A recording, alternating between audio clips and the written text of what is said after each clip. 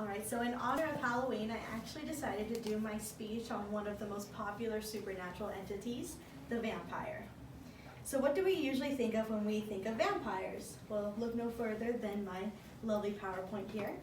Twilight, Buffy the Vampire Slayer, the more popular Dracula, one of the classics, True Blood, whatever you want to think of when it comes to vampires.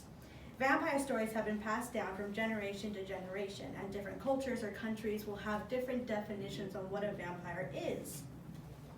According to the Encyclopedia of Occultism and Parapsychology, published by Gale in 2001 and edited by J. Gordon Melton, vampires were founded in ancient India, Babylonia, Greece, and were even accepted by early Christians. So these stories were common among Slavonic people in the Balkan countries such as Hungary, Bohemia, and Silesia. Even Russia and Ukraine had their own stories of vampires, but they considered them wizards or sorcerers. Greece considered vampires actually what we consider werewolves. And Bulgaria and Siberia, well, they considered vampires anything that cat or dogs jumped over. So if a cat or dog jumped over you, you were a vampire. That's how it worked. But actually the earliest record of vampires was found about 4,000 years ago, around the time of the ancient Romans.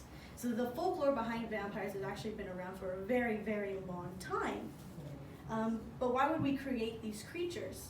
You know, creatures that come out are supposed to suck our blood. That's kind of weird. But the funny thing is that we actually didn't create them. Vampirism was based off a few historical figures and events. One of the most popular historical figures would be Vlad the Impaler. You've probably heard of him. He's kind of famous. So vampire folklore didn't just appear out of nowhere. According to the Real Dracula article, Vlad the Impaler article published in 2011, Vlad the Impaler was a prince of Wallachia. His father and older brother were murdered, and when he was older, Vlad took over the throne. Well, actually not really, so that's where the fun comes in. So Vlad was overthrown, and he later came in when he was older with his own army, but the reason he was considered Dracula or a vampire was because of the gruesome way he took over his kingdom.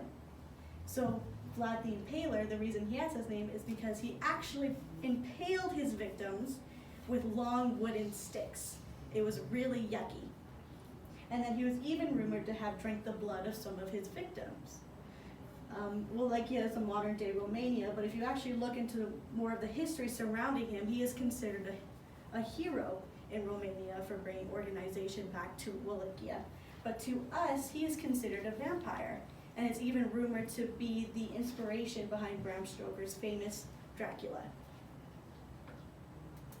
Now, someone a little bit more interesting and a lot more gruesome was Elizabeth Bathory. Now, she was 1560 to 1614, and according to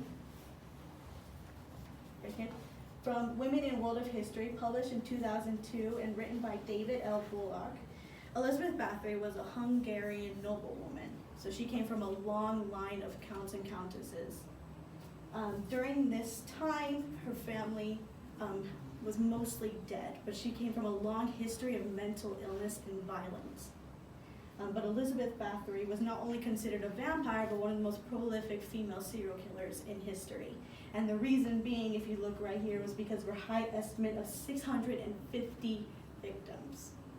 She was actually charged for around 50, but more witnesses said it was around that number in her journals, and those that worked with her said it was also around the 650 number.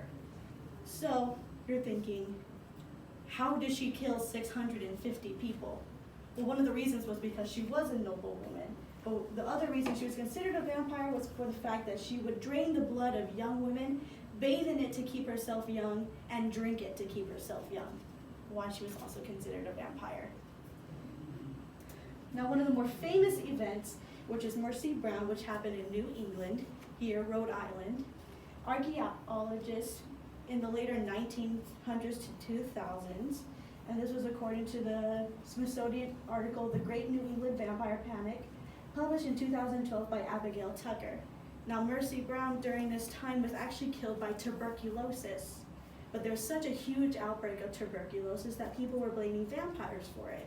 One, because those that were struck by tuberculosis and had fever were having hallucinations of their family members.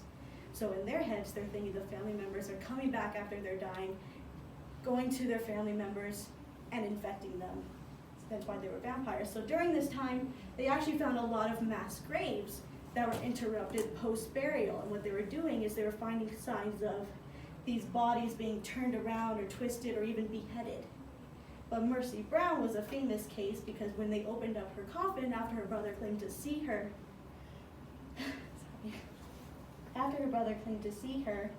they found that she had not decomposed and that she was still bleeding. But this is mostly due to what we know is the fact that she had been buried in winter, so her body was basically not ready to decompose yet, and she was still able to bleed because she hadn't been buried for very long and it was winter. So most of the cases that we compare with vampirism was due to the fact misunderstandings of death, decomposition, and illness.